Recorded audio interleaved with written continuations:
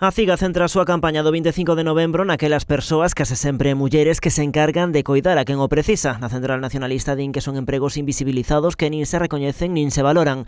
Dito de outro xeito, estamos ante outra forma máis de violencia contra a muller. Sabedes que a maioría dos coidados se fan no fogar, con unha economía sumerxida, outra vez na axuda do fogar, de garderías, de centro de día, e en este sentido o que se pretende, pois efectivamente, é aforrar estes custes para que a sociedade pois, non interprete o tema de coidados como un deber por parte das institucións. Na CIGA reclaman que estas traballadoras se integren no Consorcio Galego de Servizos de Igualdade e Benestar, que se recoñezan os seus dereitos laborais e que gocen de salarios dignos. Culpabilizan da súa situación o Estado, a Xunta e os gobernos locais.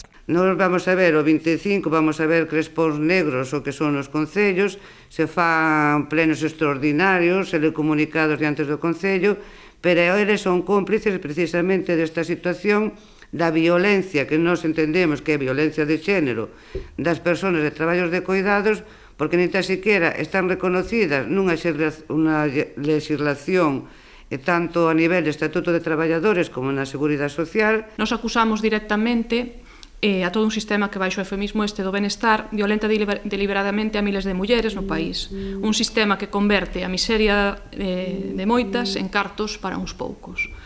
Que non fan falta máis espallar a frustración das persoas e que van dirixidos aos servicios e escravizan máis as mulleres que traballan aí, non? Dende a Central fan un chamamento á participación o vindeiro luns nos diversos actos e movilizacións coincidindo co Día Internacional contra a Violencia de Xénero. No caso de Vilagarcía, a CIGA ten prevista unha concentración ás 12 na Praza de Galicia.